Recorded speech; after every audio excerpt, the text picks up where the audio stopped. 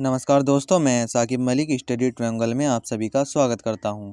दोस्तों, अगर आप किसी भी प्रतियोगी परीक्षा की तैयारी कर रहे हैं तो आपके लिए ये प्रैक्टिस सेट बहुत ज़्यादा इम्पोर्टेंट होने वाला है और स्पेशली एसएससी एमटीएस के लिए ये प्रैक्टिस सेट है जिसमें हमने सामान्य ज्ञान के कुछ इंपॉर्टेंट प्रश्नों को शामिल किया है। तो चलिए स्टार्ट करते हैं और आपको क्लास के अंत तक ज़रूर बना रहना है, जिससे आपको आपका स्कोर भी बताना है कि आपके कितने प्रश्न सही हो पा रहे हैं। और इस क्लास में हम जितने भी प्रश्न होंगे उनके ऑप्शनों का भी पूर्ण विश्लेषण करेंगे। तो चलिए, पहला प्रश्न आप लोगों के सामने है यहाँ पर, राष्ट्रीय ध्वज की लंबाई और चौड़ाई का अनुपात कितना है। जी हाँ दोस्तों, जो हमारा राष्ट्रीय ध्वज है तिरंगा, उसकी लंबाई और चौड़ाई का अनुपात आप लोगों को बताना है। तो दोस्तों, इस प्रश्न का आपका राइट आंसर हो जाएगा 3 अनुपात, जो है इसकी लंबाई और चौड़ाई का अनुपात है। तो ऑप्शन नंबर सी इसका सही हो जाएगा। अगर हम तिरंगे के बारे में बात करते हैं तो इनके डिजाइनर कौन थे या इनका प्रारूप किसने तैयार किया था, तो पिंगली वेंकैया जी ने, जो वर्तमान में हमारा तिरंगा है उसका प्रारूप तैयार किया था। अगर इसके प्रारूप को अपनाने की बात करें तो 22 जुलाई 1947 को हमारे तिरंगे को अपनाया गया था। यहाँ पर इसमें सफ़ेद रंग किसका प्रतीक है, तो शांति और सत्य का प्रतीक सफ़ेद रंग है। और हरा रंग की बात करते हैं तो विकास और उर्वरता का प्रतीक कौन है, हरा रंग है। अगर हम यहाँ पर केसरिया रंग की बात करते हैं तो अगर आप लोग केसरिया रंग के प्रतीक के बारे में जानते हैं तो कमेंट बॉक्स में लिखकर ज़रूर बताएं। नेक्स्ट है यहाँ पर प्रश्न नंबर 2 आप लोगों के सामने, भारत का राष्ट्रगान है। जी हाँ दोस्तों, भारत का जो राष्ट्रगान है वो कौन सा है आप लोगों को बताना है। आपके ऑप्शन है वंदे मातरम, जन गण मन, सारे जहाँ से अच्छा, या फिर ऑप्शन नंबर ए और बी। तो बताइए इस प्रश्न का आपका सही आंसर क्या हो जाएगा। तो दोस्तों, इसका राइट आंसर आपका हो जाएगा, आप सभी लोग जानते भी होंगे, जन गण मन जो है हमारा राष्ट्रीय गान है। ऑप्शन नंबर बी सही हो जाएगा। अगर राष्ट्रगान के बारे में बात करते हैं तो इसके लेखक रविंद्रनाथ टैगोर जी हैं।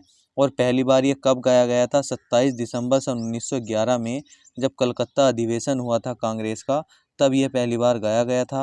और राष्ट्रीय गान के रूप में इसको अंगीकृत कब किया गया, या इसको हमने राष्ट्रीय गान के रूप में कब अपनाया, तो 24 जनवरी सन 1950 को हमने इसको राष्ट्रीय गान के रूप में अंगीकृत कर लिया। ये बात आपको याद कर लेनी है, बहुत ज़्यादा इंपॉर्टेंट पॉइंट है आपकी परीक्षा की दृष्टि से। और दोस्तों, क्लास कैसी लग रही है ये भी आपको लिखकर बताना है और क्लास को आगे शेयर भी करना है।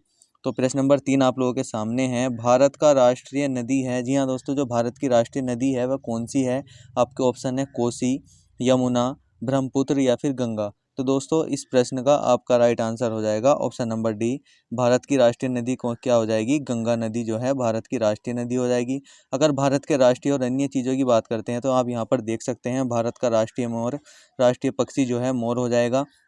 राष्ट्रीय पुष्प की बात करते हैं तो कमल हो जाएगा। और भारत का राष्ट्रीय पेड़ पेड़ बरगद हो जाएगा, या इसको हम राष्ट्रीय वृक्ष कहते हैं। नेक्स्ट है हमारा, राष्ट्रीय जलीय जीव की बात करते हैं तो गंगेटिक डॉल्फिन हो जाएगी।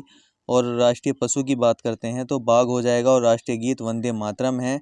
आप लोगों को कमेंट बॉक्स में लिखकर बताना है कि वंदे मातरम के लेखक कौन है या रचयिता कौन है। राष्ट्रीय खेल की बात करते हैं तो कबड्डी है। और राष्ट्रीय फल क्या हो जाएगा, आम हो जाएगा। ये कुछ इंपॉर्टेंट हमारे भारत के राष्ट्रीय चिन्ह कह सकते हैं या राष्ट्रीय जो भी बोलते हैं वो सब मैंने आपके सामने ले आया हूँ। नेक्स्ट है हमारा प्रश्न नंबर 4, ग्लोब पर कर्क रेखा भारत के कितने राज्यों से होकर गुजरती है। अगर ग्लोब की बात करते हैं तो कर्क रेखा आप यहाँ पर देख सकते हैं, ये हमारा ग्लोब हमारे सामने है। यहाँ पर ये नॉर्थ पोल है और यहाँ पर साउथ पोल है। अगर हम 66.5 डिग्री दक्षिण की बात करते हैं तो इसको हम आर्कटिक वृत्त बोलते हैं। और 66.5 डिग्री उत्तर की बात करते हैं तो इसको भी हम आर्कटिक वृत्त बोलते हैं। उसके बाद 23.5 डिग्री नॉर्थ में जो है वो कर्क रेखा है। और 23.5 डिग्री साउथ में जो है वो मकर रेखा है। और बीच में हमारी विषुवत रेखा जिसको हम भूमध्य रेखा बोलते हैं। तो आप लोगों को बताना है कि इस रेखा पर भारत के कितने राज्य होकर गुजरते हैं। तो दोस्तों, इसका आपका राइट आंसर होगा, भारत के 8 राज्य होकर गुजरते हैं। कौन कौन से राज्य हैं यहाँ पर आप देख सकते हैं। भारत में कर्क रेखा पर 8 राज्य जैसे गुजरात, राजस्थान, मध्य प्रदेश, छत्तीसगढ़, झारखंड, पश्चिम बंगाल, त्रिपुरा तथा मिजोरम इससे होकर गुजरती है। आप यहाँ पर देख सकते हैं गुजरात, राजस्थान, और यहाँ पर मध्य प्रदेश, छत्तीसगढ़, झारखंड, और यहाँ पर पश्चिम बंगाल, त्रिपुरा और मिजोरम, ये सभी 8 राज्यों से होकर कर्क रेखा गुजरती है। आप लोगों को याद कर लेना है। नेक्स्ट है यहाँ पर प्रश्न नंबर 4 आप लोगों के सामने, राष्ट्रीय विज्ञान दिवस कब मनाया जाता है। अगर हम राष्ट्रीय विज्ञान दिवस की बात करते हैं तो 28 फरवरी को राष्ट्रीय विज्ञान दिवस मनाया जाता है। ऑप्शन नंबर 20 का सही हो जाएगा। यहाँ पर आप देख सकते हैं 28 फरवरी सन 1928 को रमन प्रभाव की खोज की थी। किसने की थी, डॉक्टर सीवी रमन द्वारा। 28 फरवरी 1928 को रमन प्रभाव की खोज हुई। इसी के कारण डॉक्टर सीवी रमन को सन 1930 में रमन प्रभाव की खोज के लिए नोबेल पुरस्कार भी दिया जाता है। इसीलिए हम 28 फरवरी को राष्ट्रीय विज्ञान दिवस या विज्ञान दिवस के रूप में मनाते हैं। नेक्स्ट प्रश्न आप लोगों के सामने है, प्रश्न नंबर 6। भारत में समुद्री तट रेखा वाले राज्यों की संख्या कितनी है? अगर भारत में हम राज्यों की बात करते हैं तो टोटल 28 राज्य और 8 केंद्र शासित प्रदेश हैं। लेकिन अगर हम समुद्री तट की बात करते हैं, जो समुद्र से लगे हुए राज्य हैं, वे कितने हैं? तो इसका आपका राइट आंसर हो जाएगा 9 राज्य हैं। तो दोस्तों यहाँ पर आप देख लेते हैं 9 तटीय राज्य कौन कौन से हैं। यहाँ पर गुजरात, महाराष्ट्र, गोवा, कर्नाटक, केरल, तमिलनाडु, आंध्र प्रदेश, उड़ीसा और पश्चिम बंगाल हैं। यहाँ पर आप देख भी सकते हैं, ये गुजरात हो जाएगा, महाराष्ट्र, यहाँ पर गोवा, कर्नाटक, केरल, तमिलनाडु, आंध्र प्रदेश, उड़ीसा और पश्चिम बंगाल, ये सब आपको याद कर लेने हैं। इसमें से 4 जो है बंगाल की खाड़ी से लगे हुए हैं और यहाँ पर 5 जो हो जाएंगे वो अरब सागर से हो जाएंगे। ये आपको याद कर लेना है। अगला प्रश्न आप लोगों के सामने है, प्रश्न नंबर 7। भारत की सबसे बड़ी मीठे जल की झील निम्न में से कौन सी है? अगर मीठे पानी की झील की बात करते हैं भारत में, तो आपके ऑप्शन है पुष्कर, लोकटक, वूलर या फिर डल। तो दोस्तों इस प्रश्न का आपका सही आंसर हो जाएगा वूलर झील, जो है भारत की मीठे पानी की सबसे बड़ी झील है। नेक्स्ट यहाँ पर अगर वूलर झील कहाँ पर है? जम्मू कश्मीर में है। अगर खारे पानी की झील की बात करते हैं तो सांबर झील है, जो कि राजस्थान में है। और भारत की सबसे बड़ी झील की बात करते हैं तो वो चिल्का झील है, जो कि उड़ीसा राज्य में स्थित है। उत्तर पूर्व की सबसे बड़ी झील की बात करते हैं तो लोकटक झील, जो कि मणिपुर राज्य में है। और डल झील की बात करते हैं तो ये जम्मू कश्मीर में है। और फुलहर झील उत्तर प्रदेश में है। बहुत ज़्यादा इंपॉर्टेंट पॉइंट है आपकी परीक्षा की दृष्टि से, आपको ये याद कर लेने हैं। अगला प्रश्न आप लोगों के सामने है, प्रश्न नंबर 8। भारतीय संविधान का कौन सा अनुच्छेद बंदीकरण या कैद से संरक्षण प्रदान करता है? आपके ऑप्शन है अनुच्छेद 23, 20, 22 या फिर 25। तो दोस्तों अगर हम इसकी बात करते हैं तो आप यहाँ पर देख सकते हैं, इसका राइट आंसर हो जाएगा अनुच्छेद 22, जो है बंदीकरण और कैद से संरक्षण प्रदान करता है। यह हम इसको कह सकते हैं कि गिरफ्तारी संरक्षण को ये प्रदान करता है। अगर बात करते हैं अनुच्छेद 23 की, तो बलात्श्रम का प्रतिषेध दिया गया है। अनुच्छेद 20 में दोष सिद्धि के संबंध में प्रावधान दिए गए हैं। और अनुच्छेद 25 में अंतःकरण की स्वतंत्रता दी गई है। यह आपको याद कर लेना है। अंतःकरण की स्वतंत्रता मतलब किसी भी धर्म को मानने या अपनाने का अधिकार होता है। नेक्स्ट है हमारा प्रश्न नंबर 9 आप लोगों के सामने।